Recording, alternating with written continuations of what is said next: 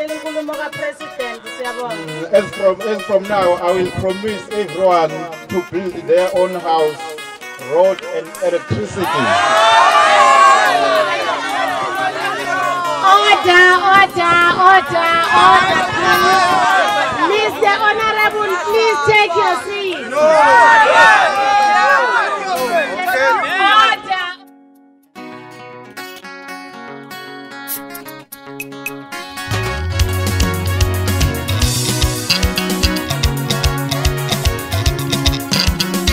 Mr. Honorable, please take your seat. Mr. Honorable, please take your seat. Icela isihlalo eParliamente. Deuteronomy 23 verse 23. Osakuphume emlonyeni wakho uyakugcina ukwenze noma kuyisipopho sentando njengokufunga kwakho kuJehova. Icela isihlalo eParliamente ngizokhulumela abampofu noma abasweleyo. Ngicela ningivulele izindlebe nivule nezihawu sobubele bukaThixo. Ngoba sonke sidalwe uThixo ukuba simfuze uJehova onguThixo wethu sonke ngemisebenzi emihle. Ngicela ke sibheke izimpilo zalaba bantu abadingayo sebesivotele ngethemba lokuthi sizoshintsha izimpilo zabo nokuthi nabo bathole ukuxosha ikati eziko. Izaga 15 verse 9. Indlela yomubi isinengiso kuJehova, kepha uyamthanda olanda ukulunga. Uma sikhankasela amavoti, siyaphatha ijumbana zokudla, sibancenga ukuthi basivotele. Bavote ngempela, emva kokuvota sithi badlani, baphila ngani laba bantu. Ngicela isihlalo eParliamente ngizokhulumela abampofu. Mr. Honorable, please take your seat. Matthew 23 verse 24. Baholi abayizimpumputhe abahluza insensane begwinya ikameli. Ngibona wonke amathuba avelayo omsebenzi afuna umatric kuphela. Mina engingafundile ngingubani kulomhlaba nevoti lami lingisiza ngani ngingenaye umatriculetsheni ngoba uma besafuna amavoti akufunwa matric. Munye abafundile nabangafundile siyavota sonke kodwa uma sekuqashwa kufunwa umatric kuphela. Nithini esizweni sakithi ongena matric kumsiza ngani ukuvota kwakhe? Uma ngingathi akuvote abanomatric kuphela kuzothiwa nginonya asakhe isizwe ngeqiniso. Matthew 23 verse 28. Njalo nina ngaphandle libonakala kubantu nilungile kodwa ngaphakathi nigcwele ukuzenzisa nobubi. Ngicela isihlalo eParliamente ngizokhulumela intsha yakithi. Izaga 20 verse 21. Iwayini liyisideleli, ukuphuza okunamandla kuveza umsindo, odukiswa yilo akahlakaniphile. Ngibona intsha yakithi izinikele ebumnandini nasotshwaleni nakuma-drugs.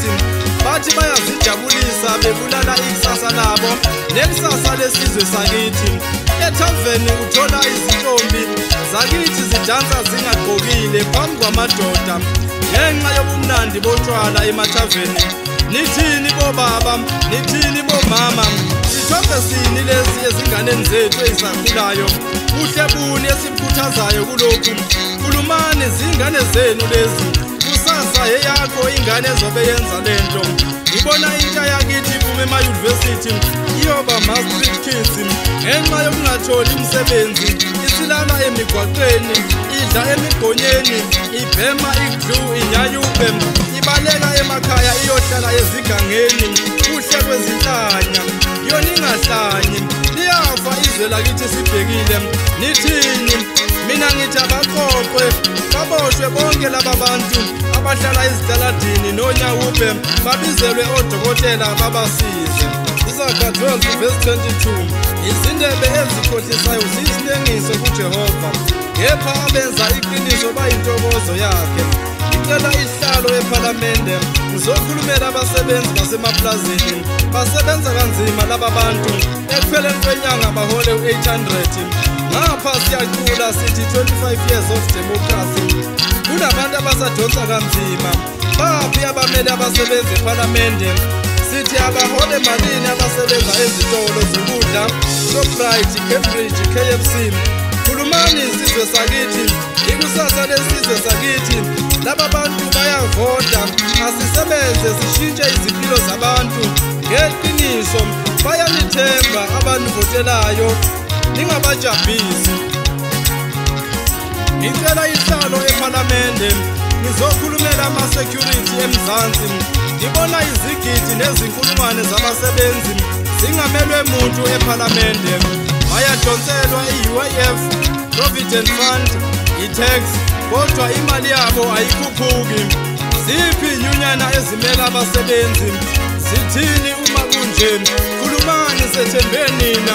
Nohulumeni omnyama naye uyasicindezela. Iphi enforcement eqale uMr Helman Mashaba?